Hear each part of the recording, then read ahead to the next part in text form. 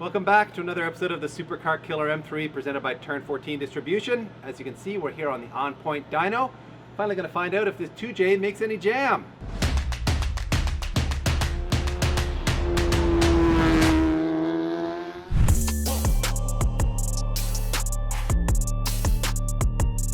The plan today is a simple one. We're going to start off by doing a bunch of part throttle tuning and get all the drivability stuff sorted out. That's all going to happen on pump gas, which here means 94 octane. And after that, we are going to do some power pulls on that pump gas, and then we are going to add in some VP octanium, which is going to add 8 numbers, so that'll bring us up to a 102 octane. And then Sasha can get more aggressive with the timing and maybe the boost level as well, and we'll really chase some big numbers. So that is the plan today. So let's let Sasha get down to that basic part throttle type tuning, and then we'll check in with him maybe at the end of that process.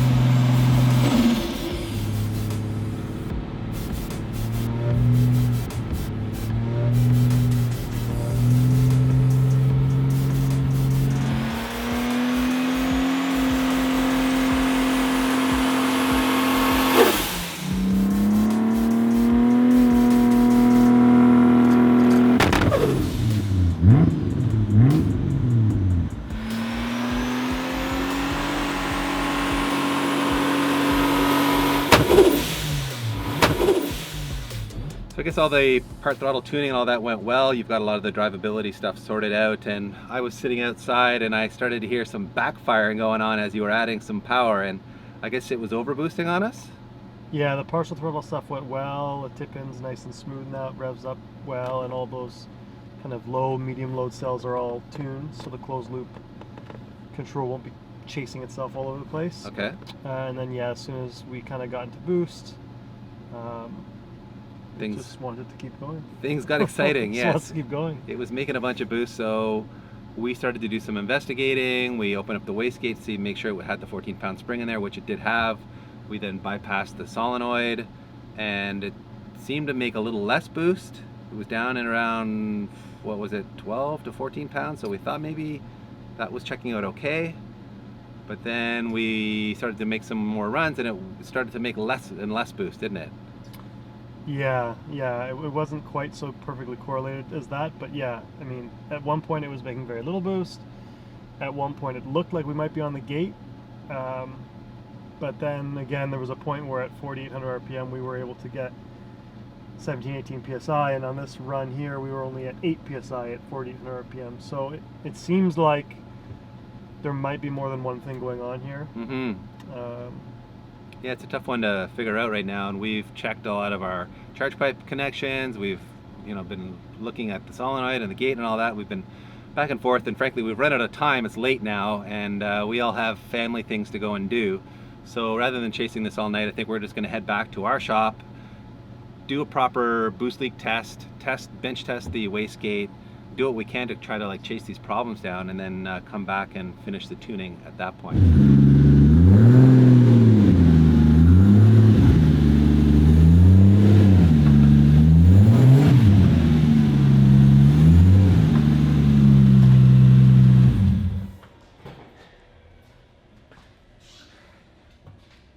Well, Dave, I gotta say, man, I'm so disappointed and bummed out that we kind of failed on the dyno.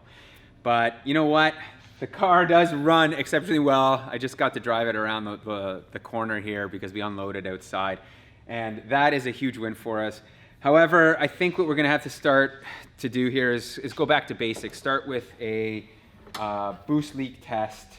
We'll do that. The smoke test that we did, some of you posted, and to my misunderstanding, all that does is it doesn't actually test for high pressure boost leaks. So it does test for leaks, but not high pressure. So we're gonna do a boost leak test. We're gonna look at our wastegate and take it off, test it as well, because at the dyno I did open it up to make sure that we had a 15 PSI wastegate spring, so I may have screwed something up putting them back together. The plan of attack here is to use some scrap metal. I've got a 4-inch piece of pipe, this piece of flat metal here, and what I'm gonna do is weld this together. Then I'm gonna take a valve stem and put it into here so then we can pressurize the unit or the system through our intake right here. Here is my quick attempt at a boost leak tester. I mean, this is just a cap. So as I said, I just put a valve stem in there, and now what I'm gonna do is pressurize the system, and then we can see if we have ourselves an issue. Wow, see, there is certainly an issue here because it's holding no pressure at all. It's bleeding off very, very quickly there, wow. So, okay, and I don't hear anything immediate, so I think here's the thing, when we were at the dyno, I was mucking around with the charge pipes, so I did kind of like take this off, put it back on. Let's just raise this car up and have a look at everything, and I think that's a good start. We can kind of see if one of the main charge pipes or something's off, and if not, well, we're gonna have to like try to track it down a little bit further. Wow, well, it did not take long to find our problem. First place I look, obviously the couplers. That side is good. This side, I noticed right away that I grabbed the pipe and pulled it, and look at that, it's coming out. So I don't know if this blew off during our overboost situation, or it's just a matter of having a loose T-bolt clamp that I didn't tighten up properly, but it is off. So we do have a huge boost leak right here, which is good. That means nothing else. So what we're gonna do is I'm gonna tighten this one up, and we're gonna try to pressurize the system and see what we can find. I fixed the leak on the lower intercooler pipe there, and I did notice that what was happening was the intercooler pipe where the bead runs was actually not past the T-bolt clamp. So I think what happened was once we hit that overboost situation, it pushed it out just enough where it started slowly creeping out afterwards, and that's where we got the large boost leak. So it wasn't a matter of that T-bolt clamp not being tight enough. It was just when I put it on, I didn't put it past the bead roll, and so the clamp obviously at that point doesn't do its job properly, and I suspect that's what happened. So anyways, let's power this up here now and see what happens. Let's get some more into there. Come on. Okay, it's starting to hold, but I hear a leak on this side, DP. Oh yeah? Oh yeah. On the intake. Yeah, on the intake. Oh yeah, I can hear it too. Yeah, wow. It's really hissing. It's coming from the intake manifold area here. Whoa, whoa, whoa, whoa. You hear that? Yeah. Oh wow, it's like right here. It's behind the bolt hole. So it's the bolt hole to the intake manifold where Vin welded this side up. So maybe, oh man, you know what I'm thinking has happened here? So when Vin welded this, obviously the weld doesn't penetrate, it didn't penetrate deep enough to cover the actual hole where the screw would go. Right. So it's closed off on the front side, but on the inside, it must just be like slowly seeping through there. Interesting. But I mean, was I hearing some hissing on this side too? Let's see. I don't think so. I'm listening. No? No, I think this valve's a little bit leaky, so there is a little bit there, but let's pump this up. I'll really give her here. Let's see what happens. Yeah, take her up to 20 PSI. You can hear that one over there. Yeah. Yeah, that one's like really hissing. Oh wow, yeah. Yeah. Listen to it now.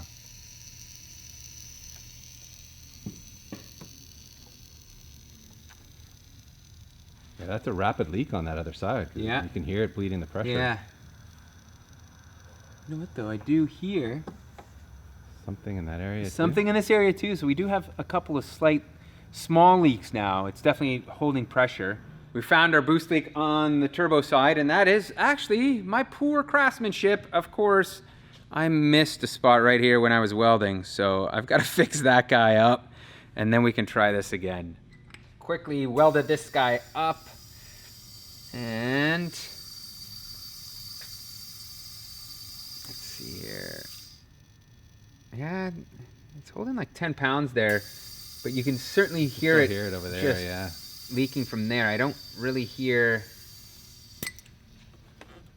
Yeah, I don't hear any leaks from this side. I just hear this here. So I think what we're gonna do with this is JB weld it. I know it's not the perfect solution, but I think it's the right solution for now. Otherwise, I'd have to take this whole thing off, clean it, prep it, try to weld it. I suck at aluminum welding, I find.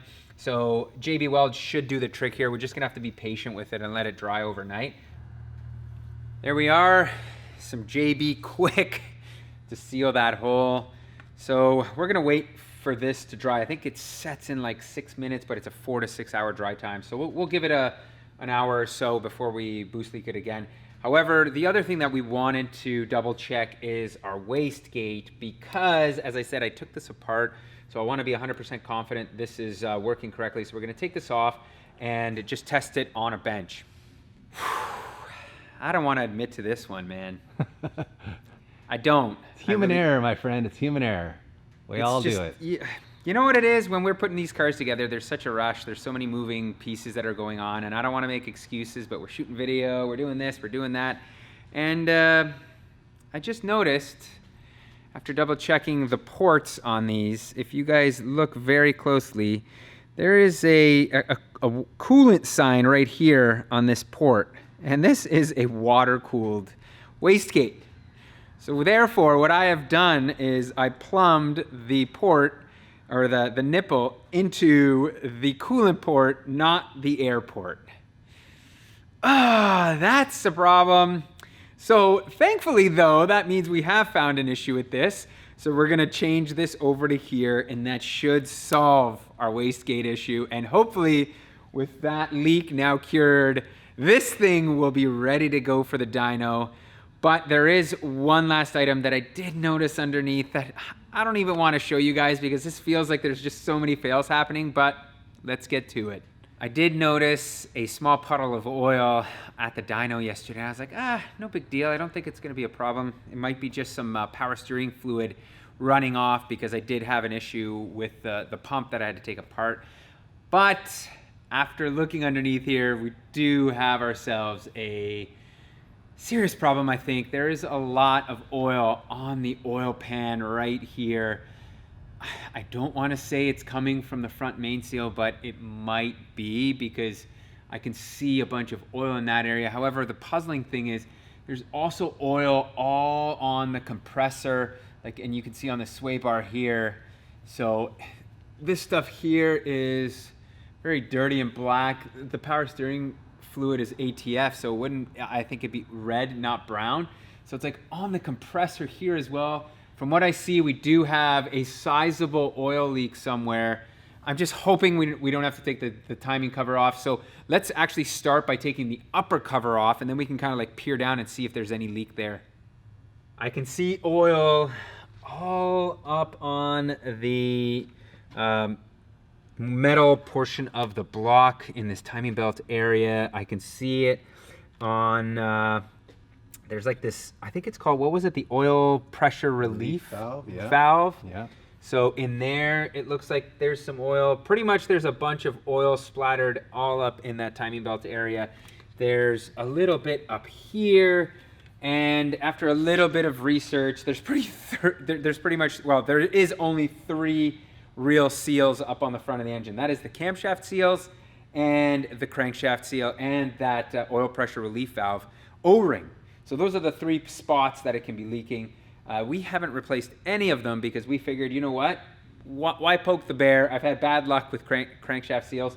However, it's bit us in the ass because now we're just gonna have to take the lower cover off, which means pulling the crank pulley off, which means pulling all this off just to get a look. And at that point, we're in that deep, we might as well just replace all this stuff.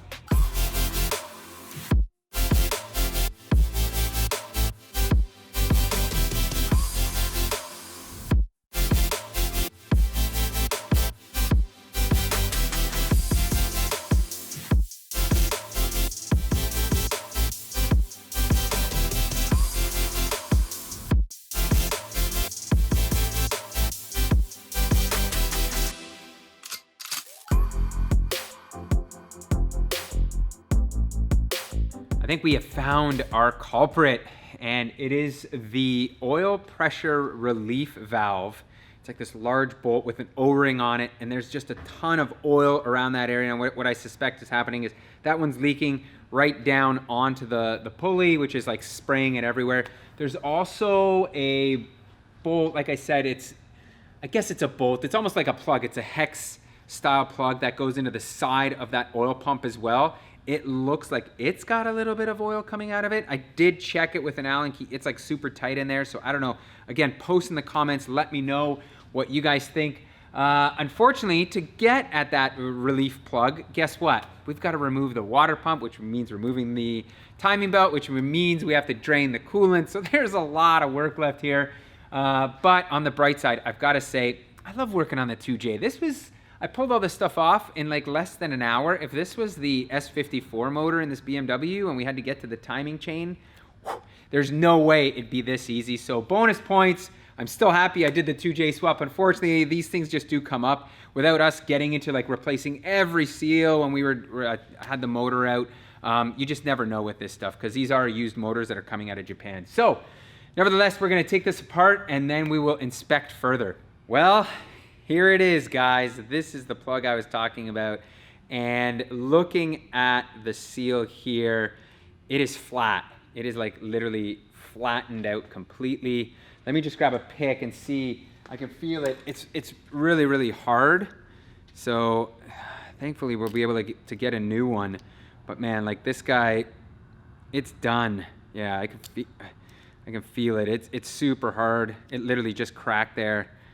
So let's take this off for you. I'll show you. But wow, interesting thing. I'm not even sure what this is for, but there it is. Like this thing is super brittle. It just not good. So we're gonna have to replace this. As I said, I'd love to get your feedback on that other port on the side there with like that hex kind of plug, nut, whatever you want to call it, bolt. Yeah, some feedback on that, because I don't know, should I take that off and clean that up and just put some thread sealer on there and put it back in, or am I asking for trouble by pulling that? Because all this oil, it's hard to know where the oil is actually coming from. Like this for sure. On that side, I'm not sure because maybe it was leaking from this. Well, everybody, I think that is going to be officially a wrap on this episode. I've got some parts to order, mainly seals, that O-ring. I think we're going to do the camshaft seals, and I think we're going to do the crankshaft seal just because we are here, and even though they aren't leaking, I don't want to take the chance, so we're going to replace that. I think that means having to pull the valve cover gaskets. So the other thing actually that I do want to ask a lot of you is, right now, I noticed that the heat in the car is constantly on. So if I set it to 16 degrees or I set it to 31, it doesn't matter. So that's like full hot or full cold. The heat is constantly on. And I realized that we ended up pulling this, I think these are like the coolant valves that open and close the heater core. So for you BMW experts, let me know, am I missing this? Is this something critical? Because now is a good time, because I've got the coolant drained, to redo those heater core hoses and include this in the setup, which I think I need to do. I'm gonna do a little bit of research myself, but I figured I'd ask you guys. You guys always know what the answer is. So thank you so much for watching.